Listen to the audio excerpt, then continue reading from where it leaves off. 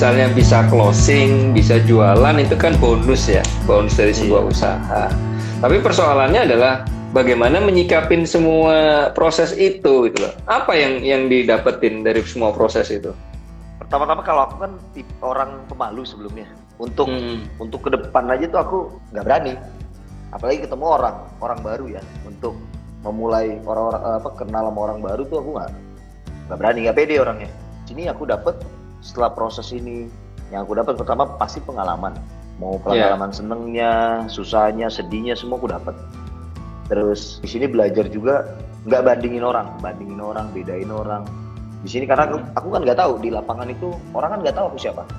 Kalaupun aku ngomong kok gue anaknya bos ini, orang nggak akan percaya om. Orang nggak akan percaya. Kenapa nggak percaya? Pertama naik motor butut, mending berdua motornya. Saya naik berempat, karena saya harus hemat kos buat transportasi kan. Saya naik motor berempat, bertiga, berempat. Ya pakai helm cuma saya sendiri.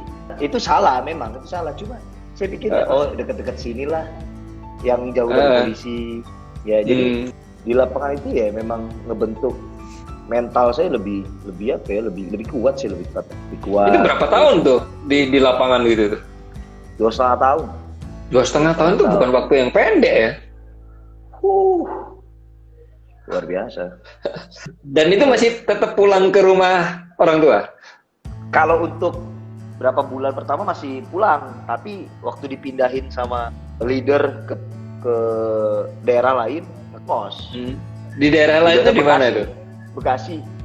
Ngekos itu? Ngekos di situ. Tapi pasti kosnya kan udah dibayarin, udah semuanya. Itu syukur lagi, kembali lagi ya, itu aku bersyukur lagi tuh di situ. Karena pada saat itu untuk makan aja kalau ada, syukur. Karena bener-bener nggak lebih. Ya udah segitu aja. Ditambah harus ngekos, karena pertimbangannya dulu kalau pulang rumah ke Bekasi kan lumayan jauh nih, apalagi modalku cuma motor kan, jadi mikirin resiko loh. Akhirnya ada kebijaksanaan sendiri lah, udah deh dikasih deh kosnya, tapi dikasih budget kosnya. Saya menyadarin banget bahwa beban mentalnya itu sangat luar biasa. Satu, anaknya owner, kemudian dengan fasilitas yang awalnya sangat luar biasa, terus dibalik sangat luar biasa, melalui proses dari nol bahkan ya. Untuk menyikapin hal ini, apa yang bisa dibagi? Untuk menyikapi hal ini, aku lebih ngambil positifnya.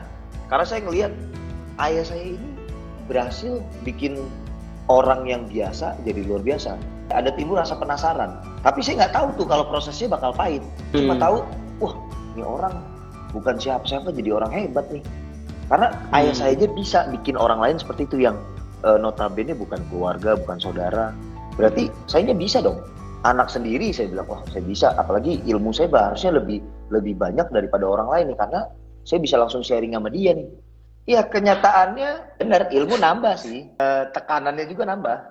Orang melihat kalau kita proses ke lapangan ya, yang saya banyak temuin ya. Teman-teman saya yang gagal di lapangan selalu mikirnya, ini kerja apa sih panas-panasan, lu ngapain sih dari pagi sore, ngapain sih gitu. Tapi kan dia nggak tahu apa tujuannya, karena yang tahu tujuannya kan kita sendiri, yang menjalankan kita sendiri, karena kita pelaku. Kalau orang lain kan hanya lihat dari luar. Saya punya partner dulu, baru gabung, baru 1 bulan keluar. Saya tanya kenapa keluar, orang tua nggak support lu, kenapa? Kan kita sama-sama di sini, berjuang sama-sama, sukses sama-sama, itu kan lebih enak gitu kan. Bersyukurnya lagi saya itu punya orang tua yang support, full supportnya. Jadi saya bangun pagi sampai pulang malam, terus kerja Senin sampai Sabtu. Teman saya gagal semua rata-rata masalah di orang tua, itu pasti. Karena kita benar-benar konsentrasi, fokus di tujuan kita. Tujuan akhir kita apa, ya kita akan fokus di situ. Tapi kan dengan ya orang tua, keluarga kan pertimbangannya, wah waktu keluarga udah nggak ada, berangkat pagi pulang malam, belum tentu dia dapat duit. Karena kan di sini kita yang manage keuangan kita sendiri, kita yang ngatur semua. Itu memang benar-benar di proses 2,5 tahun itu ya udah dari hasil kantong sendiri lah ya. Iya, dulu waktu aku proses saya nggak pernah mau lihat media sosial, itu yang pertama. Pertama akan timbul iri, marah udah jelas, jadi jadinya reaktif, jadinya negatif pikirannya. Jadinya saya mau stop aja. Tapi saya selalu cari patokan. Kalau saya di lapangan, saya selalu lihat ada yang lebih di bawah saya.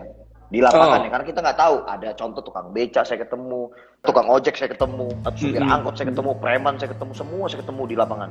Nah ketika malam saya lihat orang yang paling atas, saya lihat orang lebih dari saya buat mimpi, saya akan kayak gini nanti nih. Jadi motivasi sendiri untuk wah besok harus lebih baik nih. Kapan menyadari bahwa ini memang aku ditempa memang mentalitas ini sebenarnya, ego ini ditempa? Itu udah 1 tahun kali ya, udah jalan 1 tahun. Karena 1 tahun itu aku kan ngilang. Temen-temen tuh banyak yang nyari. Ini kemana sih nih Keanu nih? Nggak mau lagi ketemu orang. Saya malu kan. Kulit makin hitam, muka makin dekil dulu kan. Karena bentuk proses itu, saya jalanin proses itu setahun kan. Sampai akhirnya saya ketemu ada 1 orang, teman saya sendiri, ketemulah kita di jalanan. Hal yang paling ditakutin untuk ketemu orang yang selama ini itu kejadian. Justru terjadi. Dari jauh teman saya bilang, Ken, saya udah buang muka. Wah, ketahuan.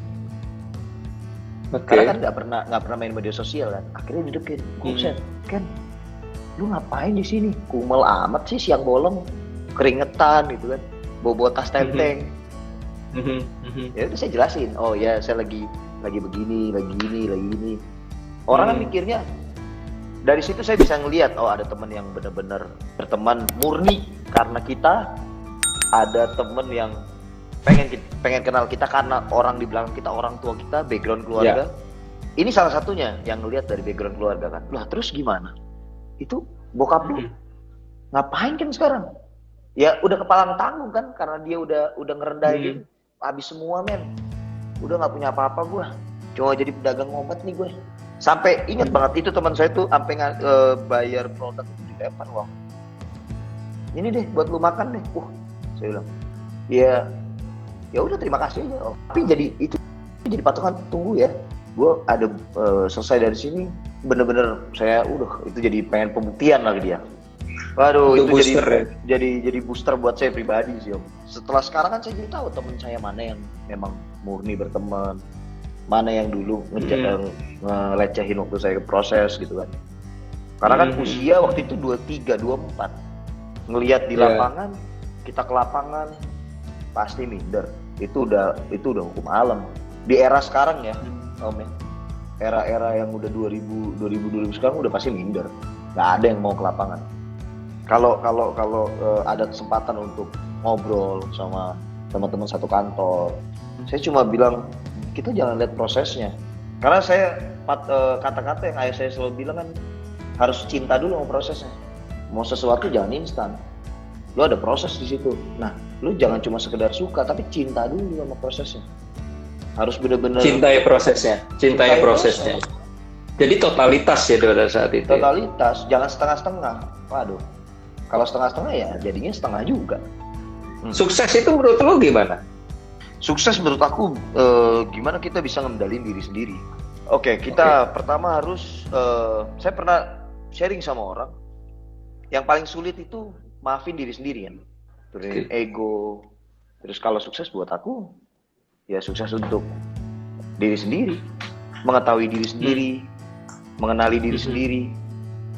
Karena kalau kita udah bisa ngenalin diri sendiri, ya untuk kita kenal orang lain tuh gampang. Tahu dulu diri kita, itu akan mencakup semua. Kita akan sukses di sosial, di materi. Sukses itu menurut lo adalah bagaimana bisa berdamai dengan diri sendiri gitu ya? Iya. Luar biasa. Ini anak muda yang sangat luar biasa. Nah, sekarang era kan berubah nih. Apa ada tips nggak untuk bagi teman-teman yang masih dalam proses? Apa yang harus dilakukan? Aku paling simpel ngomongnya selalu. Jangan minder deh. Percaya sama diri sendiri. Yakin. Yakin sama diri sendiri. Dan fokus tujuan akhirnya. Semua orang pasti mau sukses. Kalau dibilang sukses, aku jauh dari sukses. Karena prosesku masih tahap belajar. Karena saya selalu mikirnya gini. Pertama, kalau ditanya, tadi kan pengalaman hidup tuh untuk proses, ya. Kalau saat ini, kalau dibilang masih belum bisa nguasain diri, ya pasti belum. Masih belajar. Aku lagi masih tahap belajar nih. Masih tahap belajar, jadi belum kalau dibilang sukses. Aku sendiri merasa masih jauh kata sukses. Karena aku lagi proses belajar, masih tahap proses belajar sekarang. Jadi masih butuh belajar dari orang lain, masih butuh sharing sama orang lain. Cuma pengalaman yang kemarin itu luar biasa buat aku untuk jadi pelajaran diri buat khusus buat aku sendiri ya. Apalagi bisa diceritain sama orang banyak tuh luar biasa. Karena intinya gini, intinya orang itu, setiap manusia itu punya ego. Untuk kita mulai sesuatu yang kita keluar dari zona nyaman itu pasti berat banget. Itu aku ngerasain sekali, bener-bener ngerasain sekali.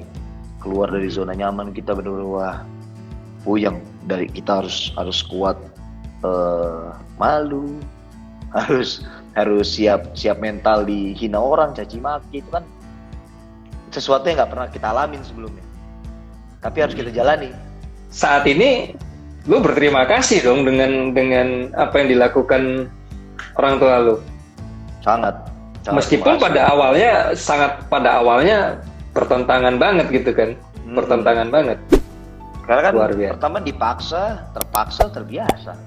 Ini sangat luar biasa. Mudah-mudahan ini bisa menginspirasi teman-teman muda yang saat ini lagi galau-galaunya, dan apapun yang sedang teman-teman jalani saat ini, cintai prosesnya. Hasil pasti menjadi bonusnya.